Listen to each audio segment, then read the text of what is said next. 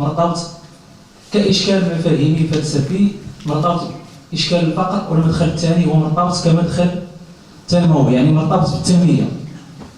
ألا تلاحظون معي دكتور لماذا استخدمتم بالضبط مفهوم الفقر مع أن هناك عدة عوامل أخرى مساهمة؟ الفقر يعني الفقر كمعطى طبيعي، كمحدد طبيعي، ولكن عندما يكون استخدام مصطلح يعني التفقير. لماذا بالضبط التفقير؟ التفقير كآلية للحكم، كآلية للسيطرة، وكما أشرتم يعني حصة البارحة أن هناك أرقام جد مهولة، يعني حوالي 20% من سكان العالم يسيطرون على أكثر من 80% من ثروة العالم، يعني حوالي 85% من ثروة العالم. يعني هذه استراتيجية محددة مسبقا. وما يزكي كذلك هذا الطرح هو أن منظمة التجارة العالمية ومنظمة البنك الدولي كلها يعتبرها أحد المفكرين أنها ملحق للبنطاغون، يعني فقط هي آلية للسيطرة وآلية للهيمنة وآلية للترسيخ للفقر، يعني الفقر كآلية استراتيجية للحكم. هذا كمدخل أول، يعني إشكالية الفقر والتفقير، يعني فرق كبير بين المفهومين. المدخل الثاني المدخل التنمية. نريد منكم إشارة بسيطة نظرا يعني لعدم تمكننا من اللغة الإنجليزية، ما هو التصور أو المشروع التنموي، مفهوم التنمية عند توماس بو. مثلا أمارتيا سين يذهب إلى رفض مثلا الإحسان كمقاربة مثلا في المجال التنموي. المفكر مثلا المدير المنشأة يذهب باعتبار أن التنمية يربطها مثلا بالمعرفة، يعني تنمية المعرفة بسافوار دو بوفوار، يعني مثلا أعطى أمثلة مثلا ماليزيا، سنغافورة، وكما أشار الدكتور أشار كذلك رواندا أصبحت حاليا دولة رائدة في المجال التعليمي، مجال يحتذى به. توماس بوغ ما هو يعني تصوره للتنمية؟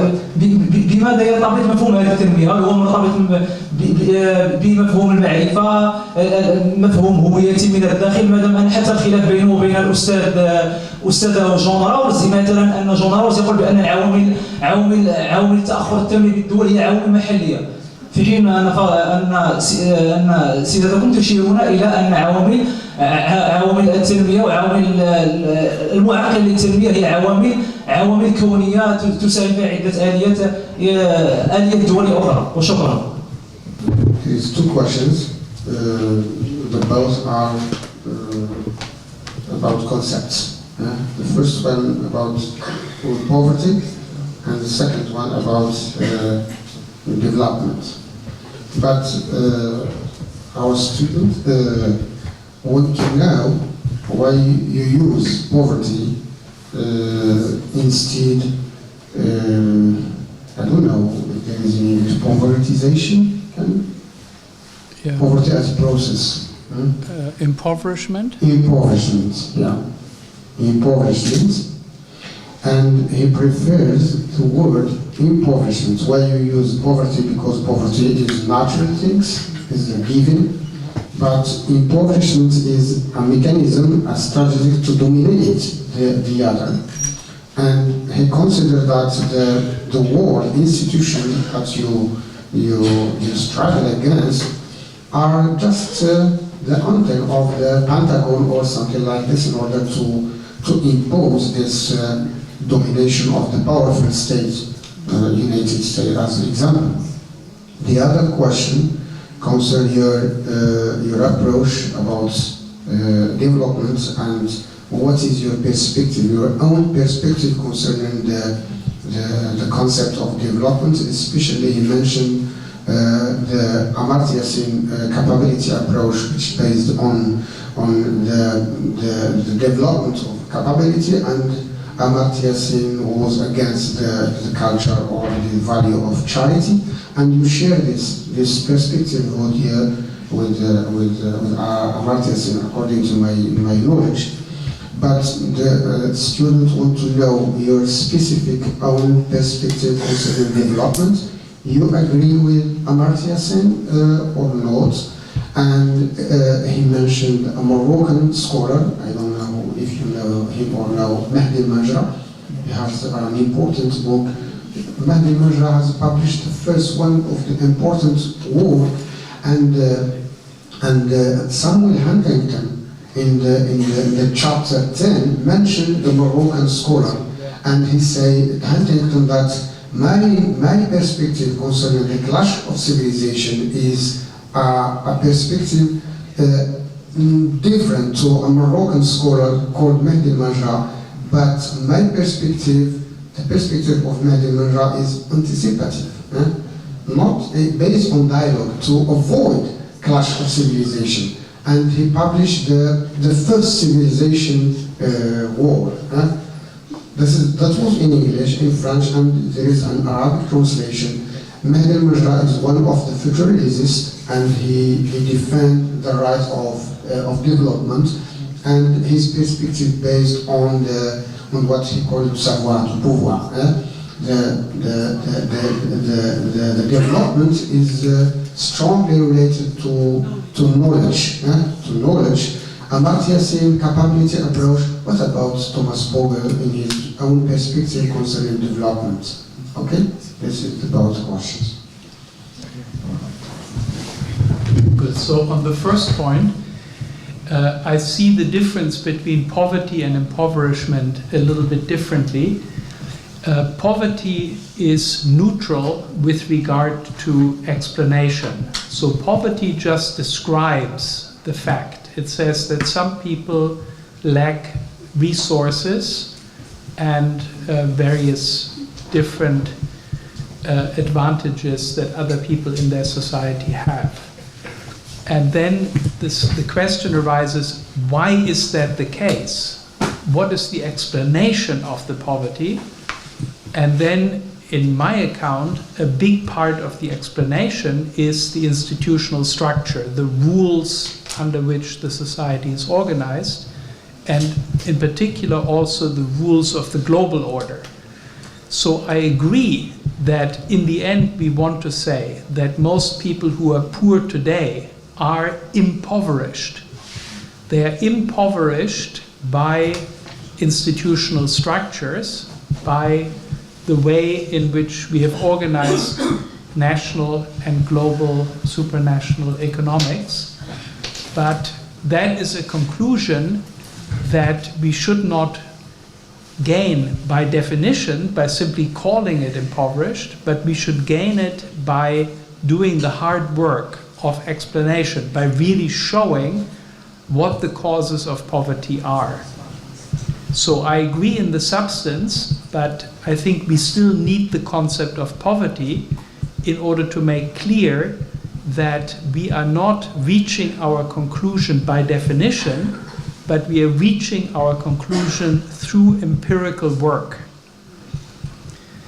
Now, the development, that is complicated. I know, of course, Amartya Sen's work, and I think Amartya Sen is mainly proposing a terminology. He's proposing a jargon about how to talk about development. He talks about capabilities, but he doesn't give you any detailed account of what the capabilities are. So he's just saying, instead of talking about resources or happiness or needs, let's all talk about capabilities. I don't think that that is a big step forward. It's just another bottle in which we can fill the same content that we had before, more or less.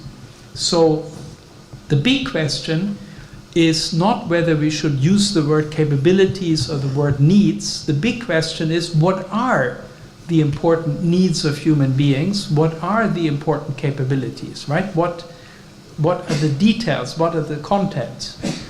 And here I want to say two things on that question. First, development should be understood as having two different levels. There is the development of individuals, the development to being a full person who can lead a worthwhile life. A person who is healthy, a person who is educated, a person who is confident in herself and is able to interact with other people as an equal. Look them in the eyes and say, I am your equal.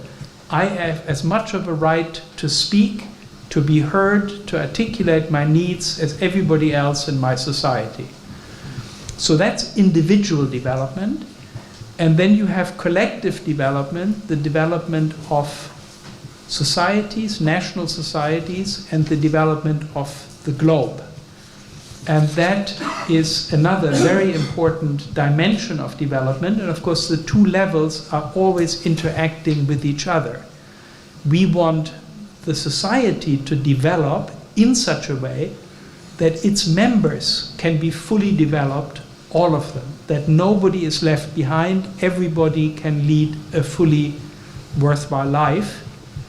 And then in order to operate such a fully developed society, we need fully developed individuals. We need individuals who are critical, who can think independently about political questions about how to organize their society, and can collaborate as citizens in the project of shaping their society, making it just, and keeping it just. Now, on the individual level, I have done one big study where I got a lot of money from the Australian Research Council to do my own, to implement my own thoughts about what development is, what it means to be poor and what it means to be out of poverty, to develop to a certain minimum level. And I did that by doing field work in very poor parts of the world, basically starting by saying we have to ask poor people. If you want to understand poverty, you cannot understand it from a desk at an elite university. You have to talk to poor people to find out how they understand poverty. And so we did this field work over several years in 6 very poor countries, 3 in Africa and 3 in Asia.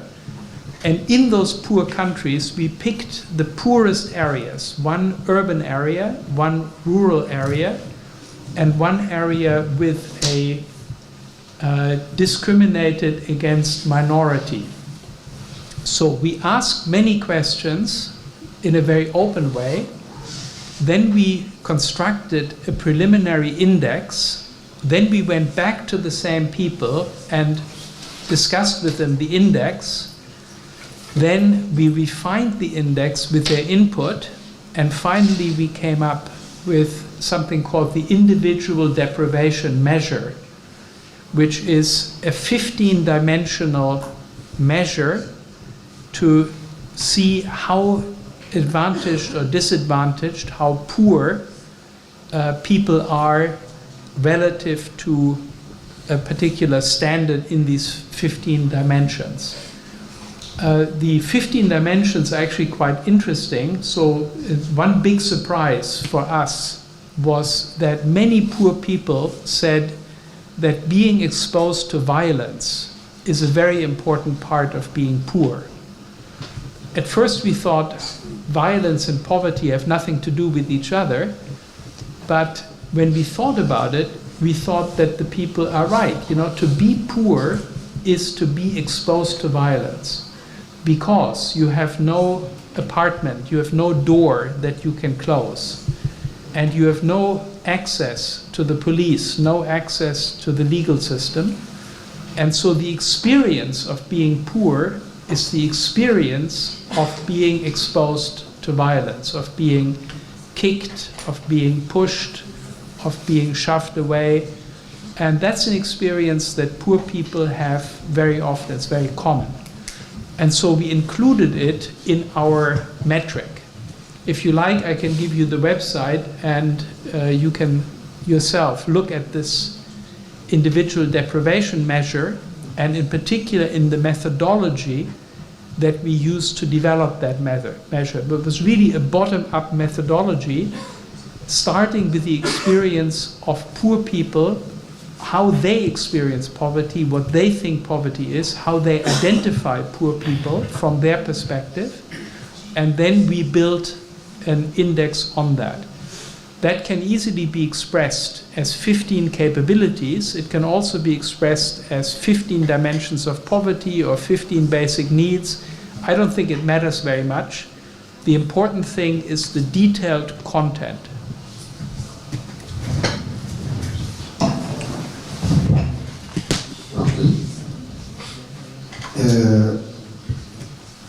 كثير من الأفكار طبعا في هذه النقطة التي أشار إليها،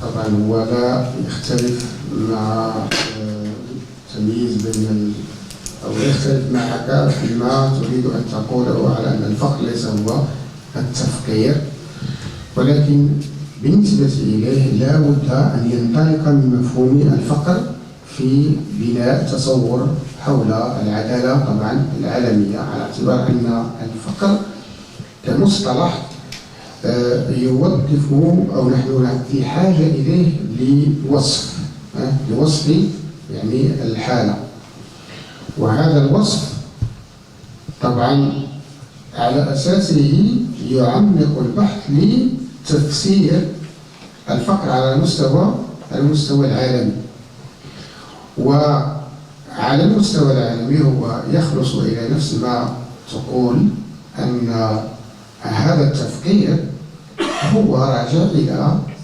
هذه الآليات الدولية التي يعني اعتبرتها هي آليات للهيمنة والسيطرة،